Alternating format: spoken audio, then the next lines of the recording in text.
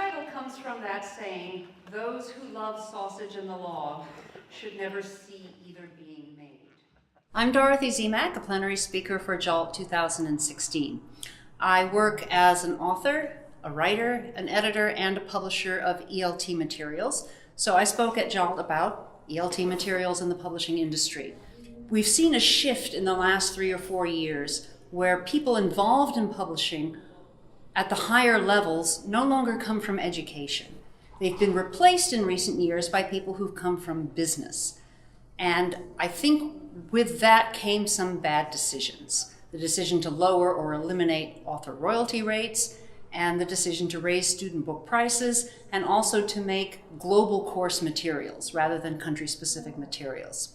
So I was talking at JALT about the effects that lower or eliminated author royalty rates have on materials. Authors are less invested, they have less power and input into curriculum design and course design and book content, and so the materials become not bad, but a little bit worse. And I think a lot of people don't consider how their textbooks are made.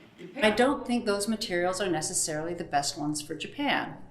And I wanted to talk to teachers about why they should care and what people can do about it. And I think if we as a profession come together and teachers say, we care about the quality of our books, we want these topics included for Southeast Asia or for Japan specifically, we want materials that are relevant to our classrooms, and we are willing to pay a fair price for the student book and also to pay for the ancillary materials. And I think it's time for teachers to be willing to pay for those materials again, because it costs the publisher to produce them.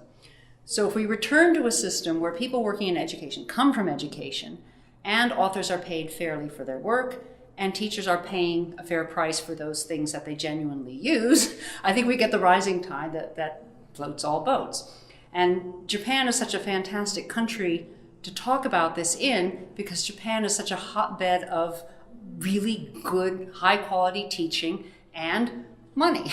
So if Japan sends a message to publishers about what they want and what they're willing to pay for, publishers will listen to Japan. So I wanted to inform teachers about what's going on in the publishing industry and ask that they work with us to create a system where the best quality materials are written and published.